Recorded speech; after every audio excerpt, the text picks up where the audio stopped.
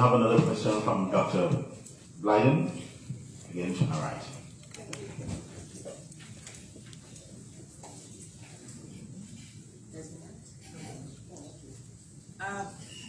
Welcome again to Sierra Leone, our brother, and let me extend thanks for what you're doing for the women of Sierra Leone.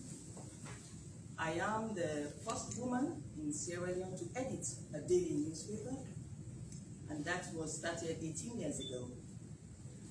I'm also the first woman who has broken a lot of glass ceilings in Sierra Leone. That brings me to the question I want to ask you. We're here to discuss trade and investment, but a huge chunk of what you have said reverberates in the op-ed that you published yesterday in a lot of British newspapers about the importance of women, elevating women, making sure women are visible. My question, I have two questions today. The first one is, do you recognize that the fight for gender equality can be hijacked by persons who have a sinister agenda? Is that something the British government recognizes? That because we are so sensitive about promoting women, uplifting women. I was a cabinet minister for gender affairs in Sierra Leone in the last government, so I know how important it is to elevate women, and it is something that is so emotional. Are you aware that it can be hijacked by elements who want to hide behind the fight for gender equality and the advancement of women? Secondly, I noticed you referred to the British High Commissioner here as quote-unquote fantastic. I have a problem with that, Mr. Minister. I have never met her because she's always very busy meeting other people, I can understand. But the British High Commissioner has had a consistent pattern of using the fight for the advancement of women, gender equality, to hinder the fight against corruption, which I also consider to be a very, very serious fight in Sierra Leone. Yesterday, something happened that actually is the reason why I decided I will not send someone to this press conference. I will come here and pose the question to you directly. We have a female outgone mayor of Freetown. She's seeking re-election. She wants to be re-elected. So yesterday she launches a campaign message on social media. And in the consistent pattern of your fantastic British High Commissioner, what does she do? She uses the official British government Twitter account to tweet an endorsement of the campaign message of the mayor of Freetown. What does that send out to us? One, it's a continuation of the British High Commissioner's efforts to promote the mayor of Freetown under the guise of gender equality because she's a woman. And secondly, it has created ripples across Sierra Leone. People are worried. If the British High Commissioner, with all of what we've been seeing her doing, we've been hearing her doing, that are negative towards the fight against corruption, under the guise of gender equality, if the British High Commission, in other words, the British government, can click like on a campaign message of a political figure in Sierra Leone, do you agree with me that it is a breach of the Vienna Conventions against interference in local political matters? Thank you.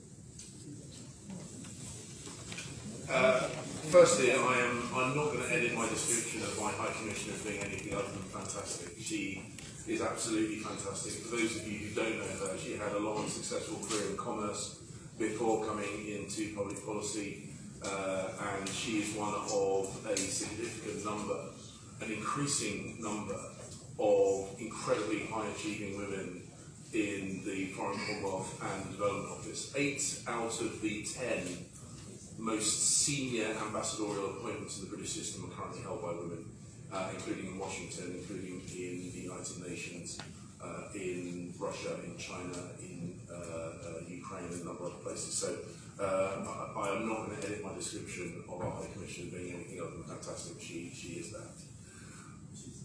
All agendas can be hijacked. I mean, that is a statement of fact. But also, what is an incredibly important statement is that we should seek at every opportunity to promote and support greater diversity in the world of business, the world of public policy, the world of politics. I will make a statement on which I feel more strongly about than almost anything else in my role. We do not take sides in other countries' political affairs. The political leaders of a country are exclusively the decision to be made by the people of that country. And that is a universally applicable situation. Only a question asked me about our relationship with Russia. Observers will note at no point have we called for regime change. The leadership of Russia is exclusively for the Russian people. The leadership, whether it be at municipal or national level here in Sierra Leone, is exclusively for Sierra Leoneans. We have worked well and closely with political leaders of both political parties here in Sierra Leone. I make this commitment to the people of Sierra Leone, whoever they choose to elect in what I hope and expect to be free, fair, open and peaceful elections. The UK government and the UK High Commissioner will work with those people. We want to see more women involved in public policy, we want to see more women involved in commerce, in the media, because as I said, I struggle to think of any problem that was made worse through female intervention. Where incumbents have made messages which are in accordance with these long-standing values held by the UK government, we will amplify those messages. And if the incumbents change, but the agenda is maintained, we will amplify the messages of those new individuals in positions of power. So I'll say at the end of this answer what I said at the beginning of this answer. His Majesty's High Commissioner here in Freetown is fantastic. I can let you know she enjoys my 100% support and her integrity is above reproach. Sorry, sir, you didn't answer the second question. The second question, do you think it goes against the Vienna Convention? No. Because she hasn't taken a political position. What she's taken is amplified a long-standing position of the UK government with regard to empowering women and girls. As I say, my position on this is absolutely clear. His Majesty's High Commissioner here in Sierra Leone has acted absolutely with professionalism and integrity and completely within the confines of the Vienna Convention. Thank you. Thank you very much. We'll have